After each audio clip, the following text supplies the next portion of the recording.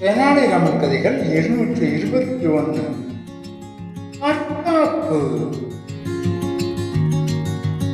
விஜயநகர பேரரசில் ஒருமுறை மற்போர் வீரர்கள் மற்றும் ஆயுத பயிற்சி பெற்ற வீரர்கள் தங்களின் வீரத்தை நிரூபிக்க மன்னர் கிருஷ்ணதேவராயர் முன்னிலையில் கூடினர்.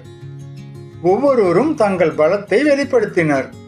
அப்போது ஒரு வெளிநாட்டு வீரன், மன்னா, உலகிலேயே சிறந்த தற்காப்பு கலை தெரிந்தவன் நான் தான், என்னை எவராலும் வெல்ல முடியாது என்று சவால் விட்டான். அவனுடைய உடல் அமைப்பும் அவன் கையாண்ட வாழ்வீச்சும் மற்ற வீரர்களை மிரளச் செய்தது. மன்னர் தெனாலிராமனை பார்த்து, ராமகிருஷ்ணா, நம் நாட்டில் இவனை மிஞ்சும் தற்காப்பு கலை நிபுணர் யாரும் இல்லையா என்று கேட்டார். தெனாலிராமன் புன்னகையுடன், மன்னா, தற்காப்பு என்பது வெறும் உடலால் செய்வது மட்டுமல்ல, அறிவால் செய்வதுமே சிறந்தது. நாளை இதே நேரத்தில் இவனை விட சிறந்த ஒருவரை நான் அழைத்து வருகிறேன் என்றான். மறுநாள் தெனாலிராமன் ஒரு மெலிந்த முதியவரை அழைத்து வந்தான். அவர் கையில் ஒரு சிறிய தட்டு இருந்தது. அதில் ஒரு பிடி மிளகாய் பொடி இருந்தது. இதை கண்ட வெளிநாட்டு வீரன் சிரித்தான். போட்டி தொடங்கியது. வீரன் தன் வாளை சுழற்றி கொண்டு முதியவரை தாக்க வந்தான்.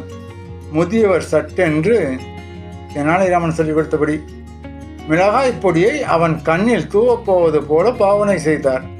வீரன் பயந்து பின்வாங்கினான். உடனே தெனாலிராமன் சொன்னான், மன்னா, தற்காப்பு என்பது எதிரியின் பலத்தை உணர்ந்து அவர்களின் பலவீனத்தை பயன்படுத்துவதுதான். இவன் வாழ்வீச்சில் சிறந்தவனாக இருக்கலாம், ஆனால் எதிர்பாராத ஆபத்திலிருந்து தன்னை காக்க தெரியாமல் பயந்து ஓடுகிறான்.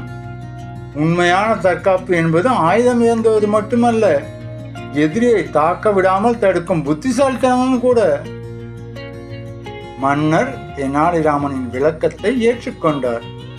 தற்காப்புக்கு தேவை பலம் மட்டுமல்ல, சமயோசித புத்தியும் தான் என்பதை அனைவரும் உணர்ந்தனர். நீதி. சமயோசித புத்தியே சிறந்த தற்காப்பு. இந்த சேனலுக்கு சப்ஸ்கிரைப் பண்றதே உங்களுக்கு சிறந்த என்டர்டைன்மெண்ட். அதனால இந்த சேனலுக்கு சப்ஸ்கிரைப் பண்ணுங்க, லைக் பண்ணுங்க, கமெண்ட் பண்ணுங்க.